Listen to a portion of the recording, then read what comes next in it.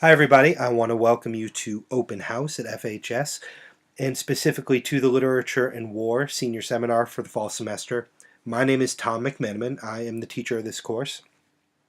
I wanted to start by apologizing that I can't be there this evening.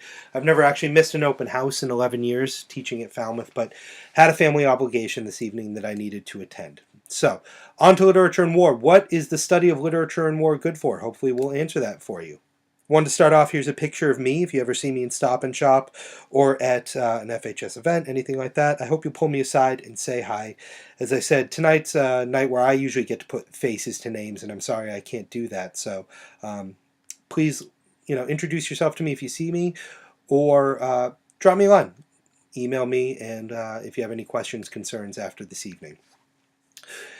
In this course, we're going to examine the challenges and opportunities of war when normal rules and values collapse into conflict and disorder. Students will write, debate, and examine the decisions people make in wartime. That's the content approach, but you should also know that we have a heterogeneous course, which means we have 3 classes in one classroom, Honors, CP2, and CP1. What that means is that at each one of those levels, we have differentiated grading, differentiated assessment, but everybody in the class works on the same skills at the same time. It allows for everyone to be challenged and have the opportunity to succeed no matter what skills they have when they enter my classroom. I'm a huge supporter of differentiation and heterogeneous grouping. I think it works best for our school to have a full school community, and I've seen it happen where no matter the level of the student, that student will learn from the other levels within the classroom. It's really been a success for us, and I'm glad we're continuing it. We're going to work on skill development with your seniors, and we're going to do that through a few new types of writing, position papers, research-based abstracts, those funnel into the senior project that I'll talk about in a few minutes. But really the focus here is applying the foundational skills and formulas to new formats that they might not be familiar with. And the reason we want to make sure to do that is because when they go to college, the professor isn't going to say, make sure you have a concrete abstract thesis, make sure you use meta-edit and have 2 DPs. And so we want students to see that even though that might not be said to them, those tools, those tricks still work. We're going to work with annotation skills, with journaling and dialectical analysis skills they've worked with in the past in terms of reading.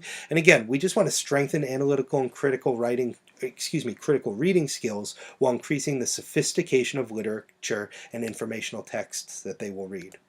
Speaking and listening skills, Socratic seminar, they're so familiar with that at this point. Formal and informal presentations and senior projects.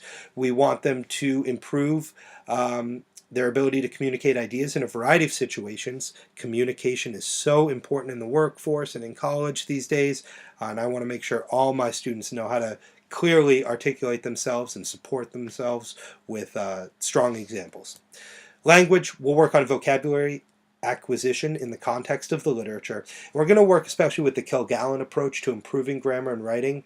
The idea that Kilgallen has is that you need to look at the masters, you need to look at professional authors to see how to craft our own works. So we want to strengthen their voice through contextual study and self-assessment.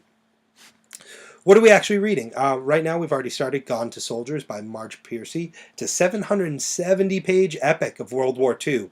It looks at the war from the perspectives of 10 different people who take over different chapters and follows them throughout the novel. People in the U.S., people in Europe, fighting on the front, working at home, in concentration camps. They're struggling with it a little right now, I would say, overall, but that's because we're just getting into it. I did as well. But by the end of it, I think they'll really love it because I did too, and it's well worth the read. We're also going to work with the Vietnam War, and we're going to pair 2 novels together. One is called The Sorrow of War. It's by Bao Ninh. It's from the perspective of a North Vietnamese soldier fighting in the Vietnam War. The Things They Carried by Tim O'Brien is from the perspective of American soldiers fighting in the Vietnam War. So we'll pair those together and see how similar those experiences are. We'll also work with supplemental stories, poetry, and informational texts. At 770 pages, though, obviously Gone to Soldiers is taking up the majority of our time. I only see these guys for 1 semester, and so I wanted you to have some information on the senior project because that's something they will take with them throughout the entire year.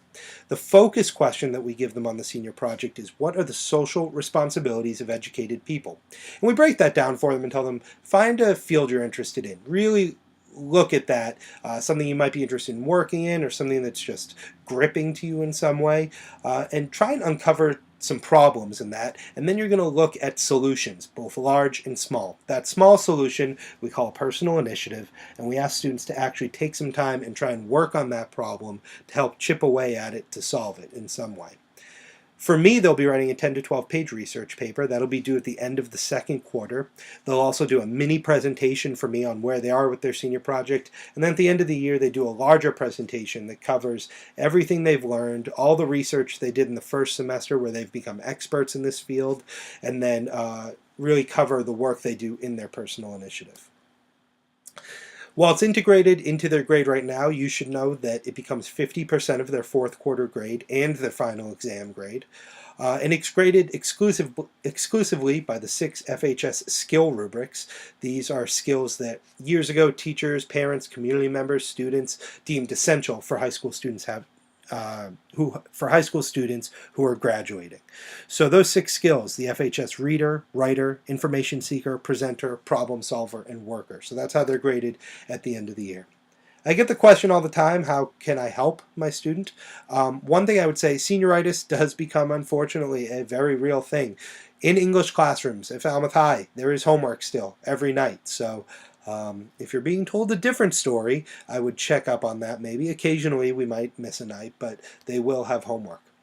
Power School, I really work hard at keeping updated. Every time I hand something back to my students, it's already in Power School. So if you have any questions about that, I recommend checking it, but let me know if you have any concerns. Drop me an email at any time, tmcmanaman@falmouth.k12.ma.us. But I also have a website, macapedia.blogspot.com, and I do want to show that website to you briefly. Here it is. If you look on the left-hand side, quick announcements, things going on in class. Up top, we have some resources for each of the classes I teach. But most importantly, under here, English 4 Lit and War, under Syllabi Agendas. If you click on that, it should open up a Google document, and this is a running log of everything we're doing in class. So you see, I give it to them at the beginning of every cycle, and it's got whatever's going on in class and whatever we have for homework, any important dates. Here's cycle 4. This is where we are right now. So it shows you what we're doing each day in class and what's for homework, along with important dates for upcoming assignments. I'm really working hard at keeping that updated, so please check it out. If you have any questions after tonight, any concerns at all, please feel free to drop me an email. Check the website, and I hope you have a great rest of open house. Again, I appreciate everyone coming by. Sorry I couldn't be there again, and I look forward to running into you in the near future. Thank you very much.